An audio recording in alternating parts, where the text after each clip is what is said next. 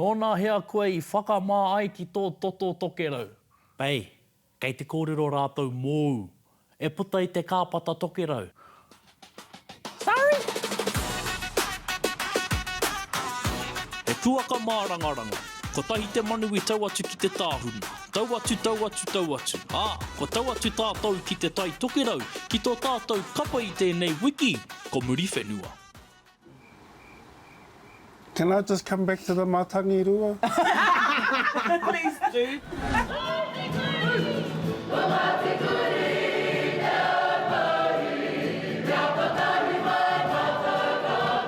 Ko te kāinga o whēnei kapa, ko te noho tahi o ngā mema o ngā iwi e rima, hei haka kanohi I te kāinga o Muriwhenua te hiku o te ika, e kite ana I te tahi wāhi, roto I te hiku o te ika, I tēnei mea te kotahitanga o te mahitahi, hei tauira pai mā mātou tamariki.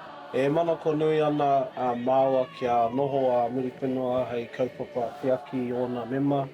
E whaia tēnei ara, e pai ai tā tātou takoto kaupapa. Tuatahi, me harikoa ngā tamariki ki te waiatahia, ki te hakaina I ngā haka o te kapa. Tuarua, me pakari te harikoa o ngā takiki o te kāinga. Ko rātou te tohu o te ao wairua, e mana ai tā tātou noho. Kātoru, me ngana tonu, tā māua rea ngā ki te whakaoha nei tēnei mea te ao haka ki tētahi taumata. Ākua o tai tokerau ākua ngāpui Muriwhenua mai, koe rā tā tātou whainau. Ātāhu ara watu, ticking all the right boxes for me already. Heoi anō, mo Muriwhenua ake, he aha te hiranga nui o te whakakanohi I te tai tokerau. I te mea I tupu hau me ngā mātua te kāinga, tuturu o Muriwhenua, kanui te hiahia kia tuhe kanohi o te kāinga. Kia mai ai te kaihaka o te kapa Muriwhenua, te mea kia ai maharika. E o te au te tū, hei kanohi o te kāinga e rima ngā iwi, he tini ngā marae. E kia whiwhi te kai haka I te tautoko o ngā marae katoa. Kia ruru te mātenga te mea, kia koe tuanaki tana te kāinga.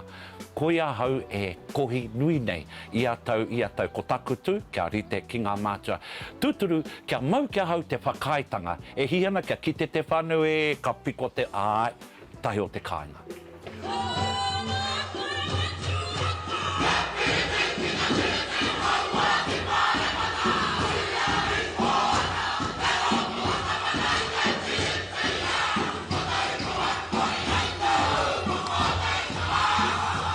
Te tū o Muriwhenua ki te matatini o te kāhui maunga kei whea mai.